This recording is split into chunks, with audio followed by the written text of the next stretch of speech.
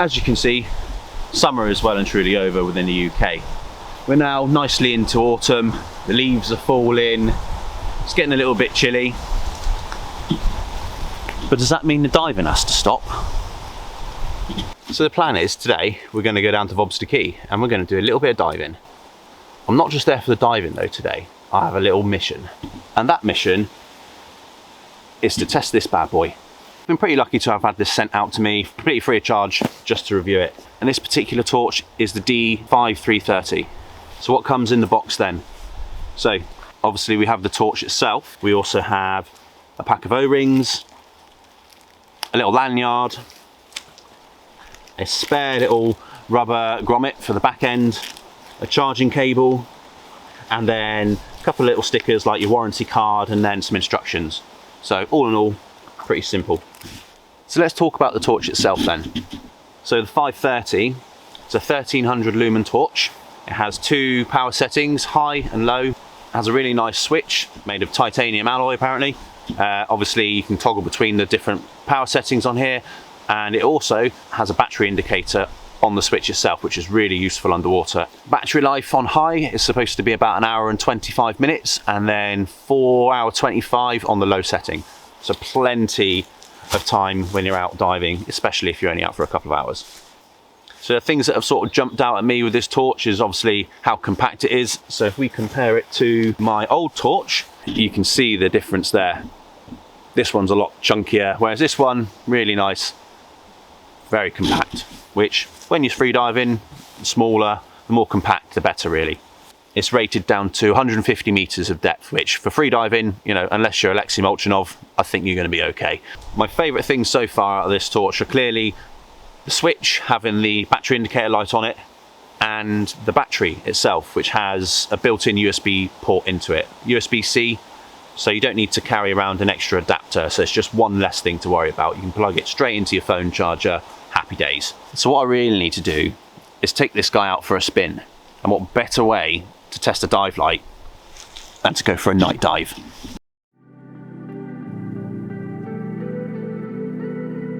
For this particular night dive, I'm teaming up with Giles and we're heading to Vobster Quay.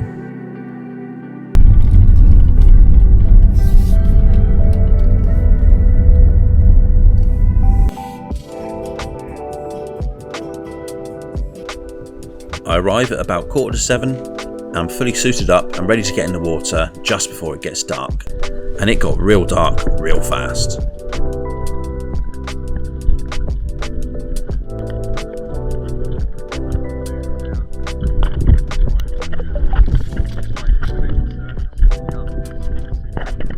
Literally can't see fuck all. We didn't have much of a plan for today. We were just going to hit a couple of the attractions and have a nice dive for a couple of hours.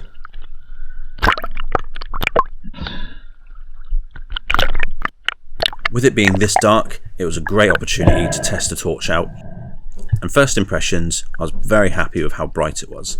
It should be perfect for looking for bass and lobster in holes when out spearfishing. Yeah, sorted.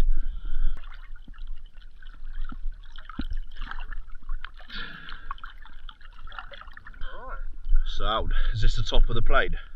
Yeah, so this is my nose, you know, by the window. Yeah. You remember that? So the first dive of the evening is the nose of the plane at around 12.5 meters. So let's get down there and see what it's like in the dark.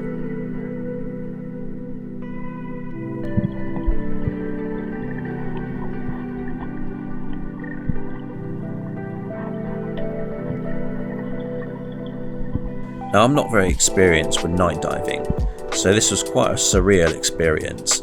I found it very eerie. Everything felt quite claustrophobic because of how dark it was.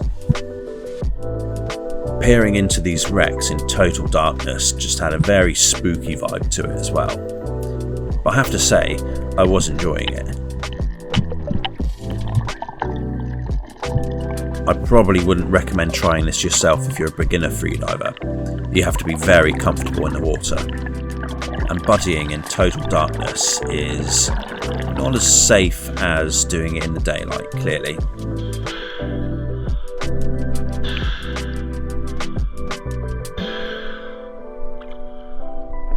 Little bit disorientating. I wondered when I saw your light go on and you seemed to be heading off that way. I was like, nope. I was literally just about to land on the fucking top of it as well. So luckily I put my hand out and I saw it, but yeah. Whew. Our next dive was the tail end of the plane. Sat at a similar depth to the nose, this particular dive has a very nice swim through with a couple of doors being accessible from the rear of the plane.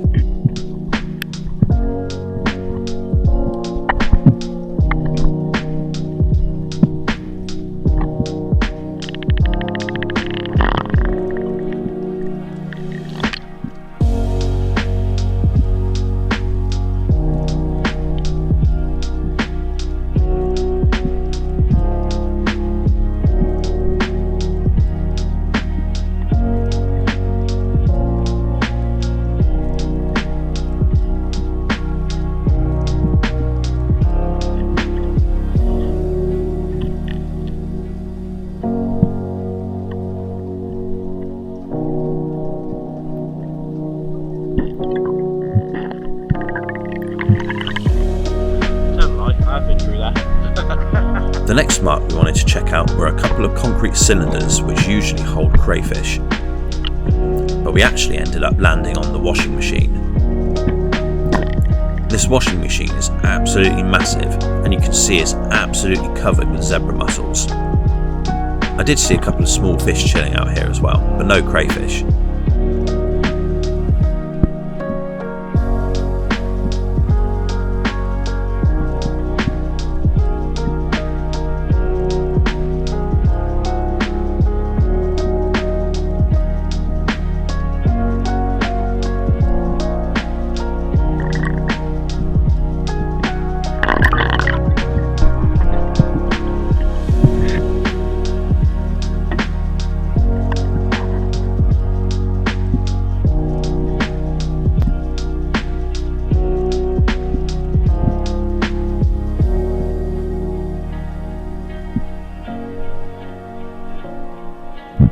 After this dive, we ended up changing locations again, and this time we actually landed on the cylinders.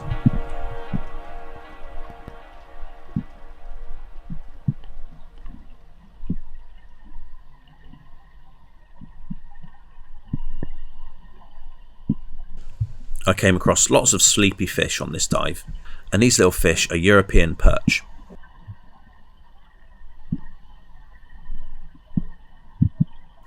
So Vobster Quay is actually well known for holding a particular type of rare crayfish in the UK, which is why I'm so eager to find one. I was checking all along the edges of the cylinders to see if there are any crayfish that were out feeding, but so far I wasn't having any luck.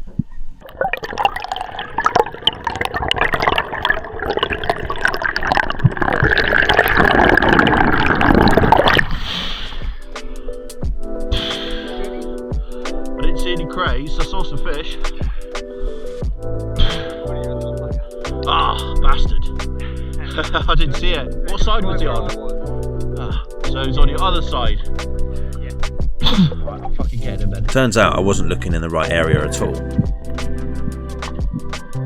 Giles had seen a crayfish at the very bottom at the edge of one of the cylinders, but when we got back down for a second dive it was nowhere to be seen. So I peeled across and checked the side, and then got my first look at these very special crayfish. It may not look like much, but this little crayfish is called a White Clawed Crayfish, and it's an endangered species within the UK. He went around the side. Did he? Yeah, I just got a glimpse of him. I got a little shot of him. Oh. He went, so he was like halfway across on the right hand side. I saw him crawling away. Yeah, I got a shot of him though, little prick. Definitely a white claw though. Yeah, it is. Yeah, sweet. I got down there because I've been diving twice. It's like, yeah. And it's like, where's the fucking gone? Yeah, sweet man. I've never seen one of them before. Yeah, no, that's cool. Smaller than I thought it'd be, because the signal ones are fucking huge. They get massive. Yeah.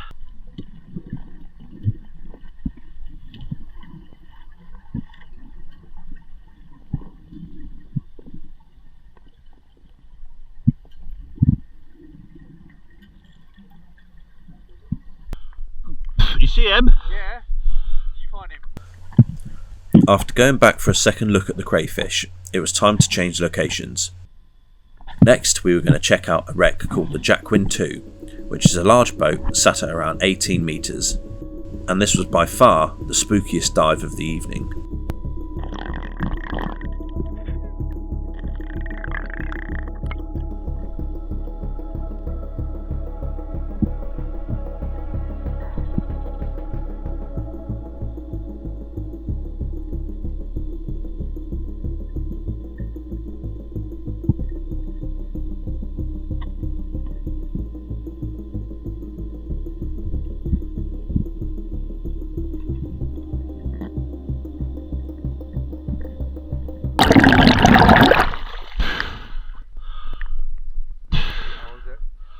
Lovely. We'd been in the water for well over an hour at this point, and I was very impressed to see that the torch was still on green, despite being run on high power for most of the session. I have to say, being able to check your battery level whilst being out on a dive is something that I didn't know I was missing. Easily one of my favourite things about this torch.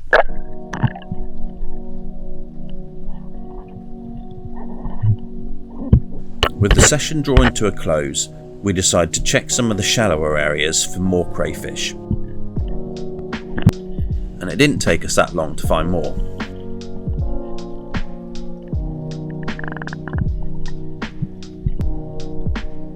This particular crayfish was a really nice size, and it was pretty chill, so we got to have a really good look at it. The reason white clawed crayfish are endangered is due to the introduction of a different crayfish in the 1970s. This crayfish was called the American signal crayfish, which is a much larger species than the white claw. Unfortunately, it also carried a disease which the white claws were susceptible to. This disease spread quickly and wiped out massive populations of the white claws. This, along with pollution and habitat loss, is what's led to such a sharp decline in the white claws population. Having never seen any of these before, being able to see so many in one place was a real privilege.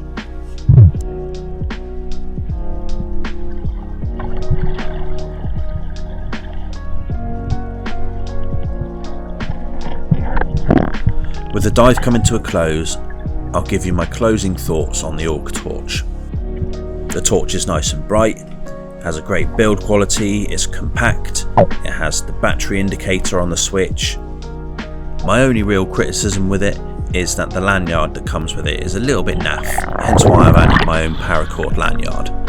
But apart from that, it's pretty bombers. Would I recommend you buying one? Absolutely, and if I wasn't sent one for free, I'd buy one myself too. If you're still rocking a cheap dive torch like I have been, I highly recommend you upgrade to one of these guys. They're much better. And I hope you've enjoyed coming along for this little night dive with me. It's been a great little dive, and I'll definitely be doing more night dives in the future now.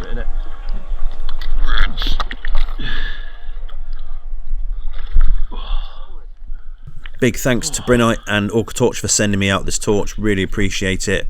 And if you guys want to know more about the torch itself, check the description, I'll add some more info in there for you. Oh, that was nice.